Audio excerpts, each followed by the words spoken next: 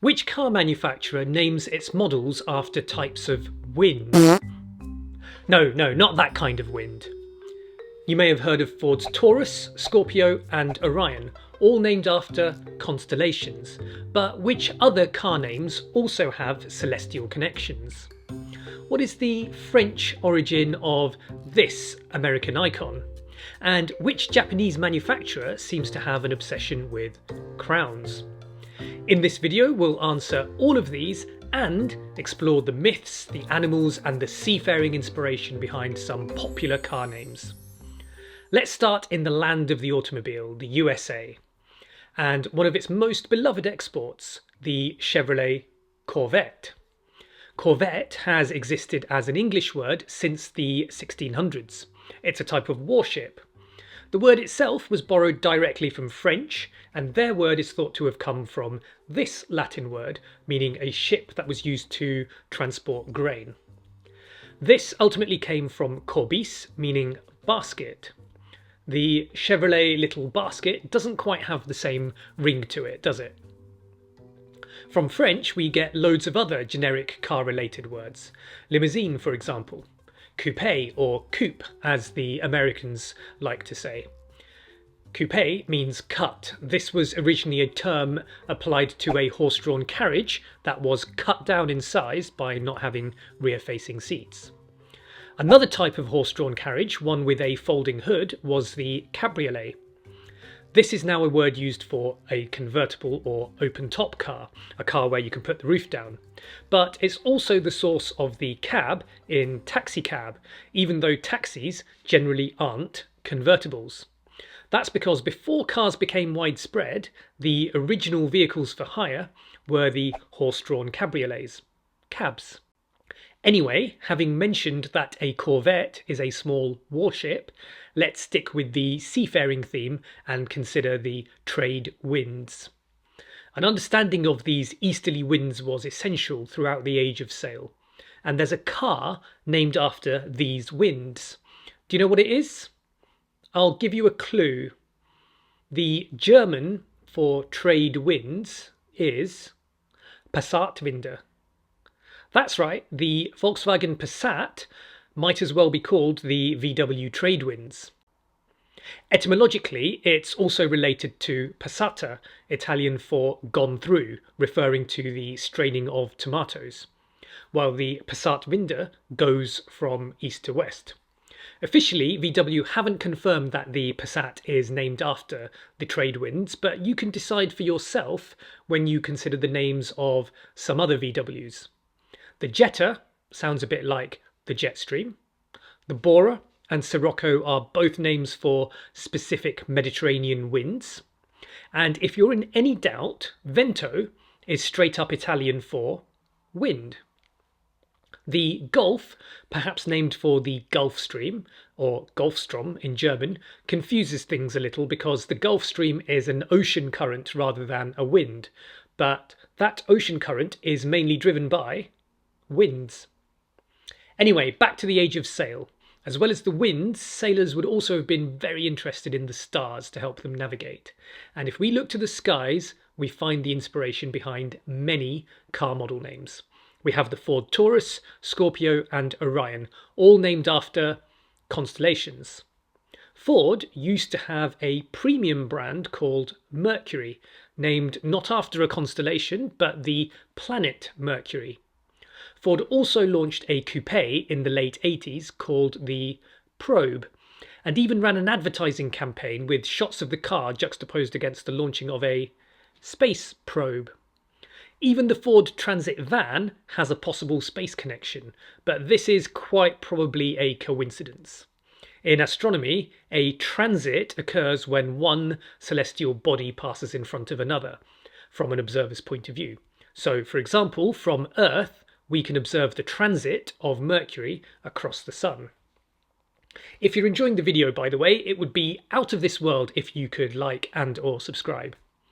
Anyway, it's not only Ford that has car models inspired by the heavens. Vauxhall and Opel have a popular car here in Europe called the Astra. This comes from the Greek word for star, and it's also this Greek word that gives us the astro in astronaut. Stars are also behind the name of the world's fifth biggest car manufacturer, though you may well never have heard of this brand. Stellantis. Stella meaning star in Latin. Stellantis owns a number of makes that you probably have heard of, however, such as Alfa Romeo, Fiat, Chrysler, Dodge, Jeep, Peugeot, Citroën, as well as Opel and Vauxhall, the makers of the Astra. The world's biggest car maker, Toyota, also got in on the Astral Act. Their Carina was named after the constellation Carina, and Celica comes from the Latin celicus, meaning celestial or heavenly.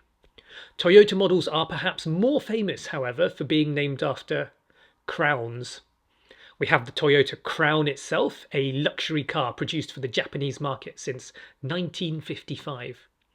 Toyota also made the Corona. Corona is Latin for crown, and is also the name given to the atmosphere of a star. We get to see our sun's own corona during a solar eclipse. Another nice space link there. The Toyota Corona, by the way, was genuinely sold as the Toyota Tiara in some markets. I don't know why, but I find that name really funny. Toyota's Corolla, by some measures the world's best-selling car, means little crown.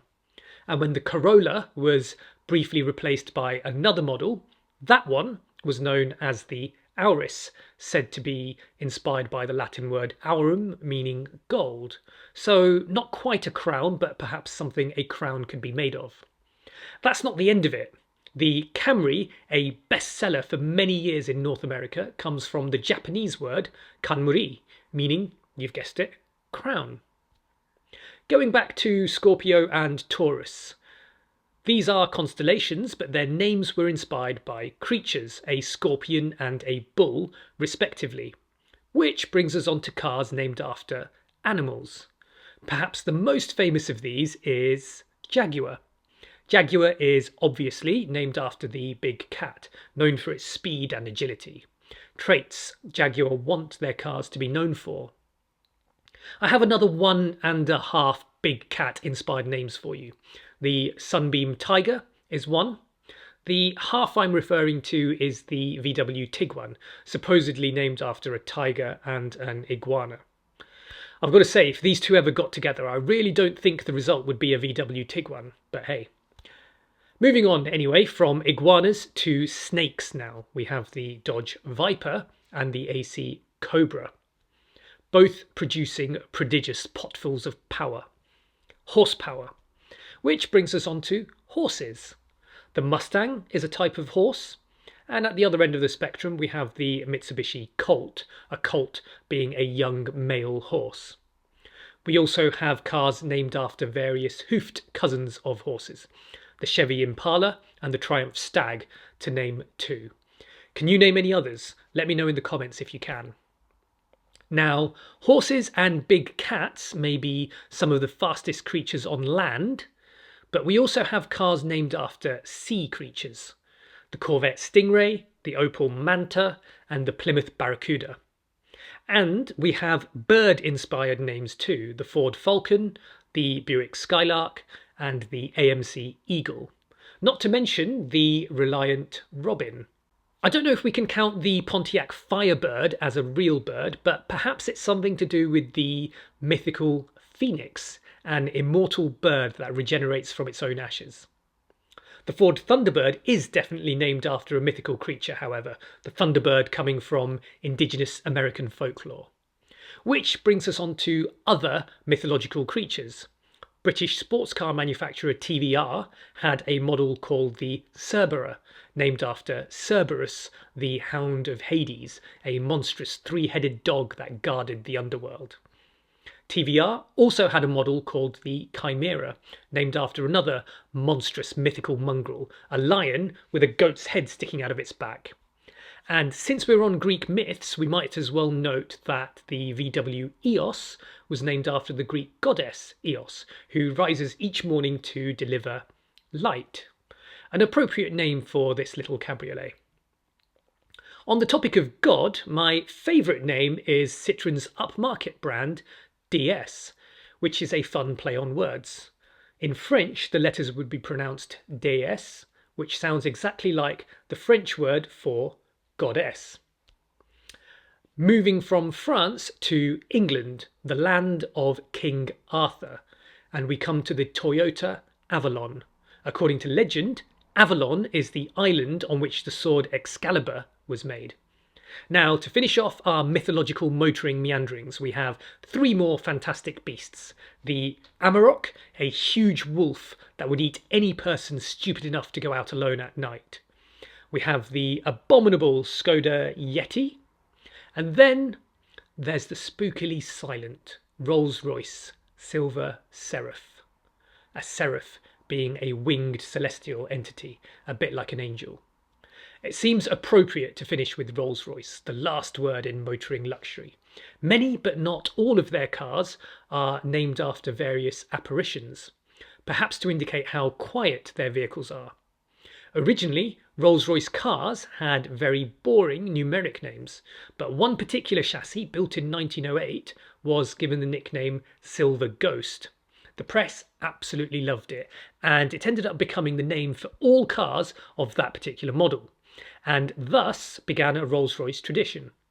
We've since had such icons as the Ghost, the Wraith, the Spirit, and the Phantom.